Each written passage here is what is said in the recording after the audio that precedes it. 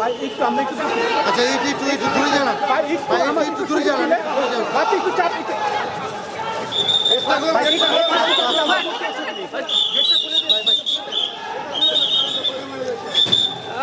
আরে বাবা রে আরে ভাই সরন দিকে সরন একদম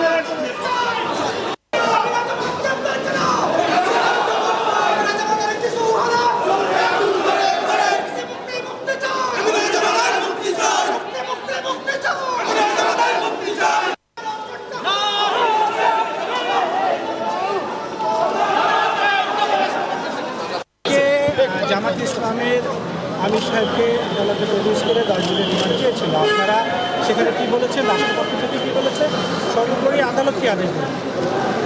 বিজ্ঞ সাংবাদিক ভাইরা, আসসালামু আলাইকুম। আপনারা ইতিমধ্যে অবগত হয়েছেন এই গত রাত্র 1টার সময় বাংলাদেশ জামাত ইসলামীর সম্মানিত আমির ডাক্তার শফিকুর রহমান সাহেবকে তার নিজ বাড়ি থেকে গ্রেপ্তার করে নিয়ে আসা হয় এবং আজকে একটি মামলায় তাকে এখানে অ্যারেস্টেশন করা হয়। যে মামলায় তাকে অ্যারেস্টেশন করা হয় মামলাটি হচ্ছে সন্ত্রাস বিরোধী আইন।